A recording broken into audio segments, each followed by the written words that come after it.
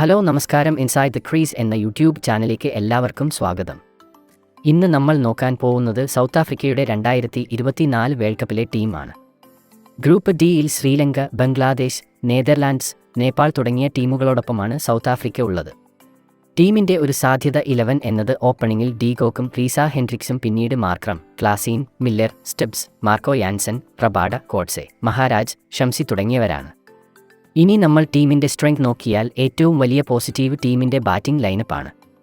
വലിയ സ്കോറുകൾ എളുപ്പത്തിൽ നേടാൻ സാധിക്കുന്ന ഒരു ലൈനപ്പാണ് സൗത്ത് ആഫ്രിക്കയ്ക്കുള്ളത്. മറ്റൊരു വലിയ പോസിറ്റീവ് മികച്ച 2 സ്പിന്നേഴ്സ് ടീമിൽ ഉള്ളതാണ്. അതോടൊപ്പം തന്നെ വേണ്ടി വന്നാൽ സ്പിൻ ബൗളിംഗ് ചെയ്യാൻ സാധിക്കുന്ന മാർക്രം, സ്റ്റബ്സ് തുടങ്ങിയ 2 പ്ലേയേഴ്സും ടീമിൽ ഉണ്ട്. ഇനി നമ്മൾ ടീമിൻ്റെ നെഗറ്റീവ് നോക്കിയാൽ അവരുടെ പേസ് ബൗളിംഗ് അധികം റൺസ് വിട്ട് കൊടുക്കുന്നതായി കാണാറുണ്ട്. ഇക്കണോമിക്കൽ ആയി എറിയാൻ സാധിക്കുന്ന പേസ് ബൗളിങ്ങിൻ്റെ കുറവ് ടീമിൽ ഉണ്ട്. റബാഡയ്ക്ക് പഴയ പോലെ ഫോം ആവാൻ സാധിക്കാത്തതാണ് പ്രധാന പ്രശ്നം.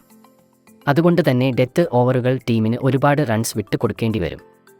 ഇതാണ് T20 വേൾഡ് കപ്പിനുള്ള സൗത്ത് ആഫ്രിക്കൻ ടീമിനെക്കുറിച്ച് പറയാനുള്ളത്. നിങ്ങളുടെ അഭിപ്രായം കമൻറ്റ് ബോക്സിൽ പങ്കുവയ്ക്കേണ്ടതാണ്. ചാനൽ സബ്സ്ക്രൈബ് ചെയ്യുക. എല്ലാ ക്രിക്കറ്റ് വാർത്തകളും അപ്ഡേറ്റുകളും ഉടനടി നിങ്ങൾക്ക് ലഭിക്കുന്നതാണ്. മറ്റൊരു ടീമിൻ്റെ വിശകലനവും പുതിയ ക്രിക്കറ്റ് വാർത്തകളുമായി ഉടനെ എത്തുന്നതാണ്. Good bye.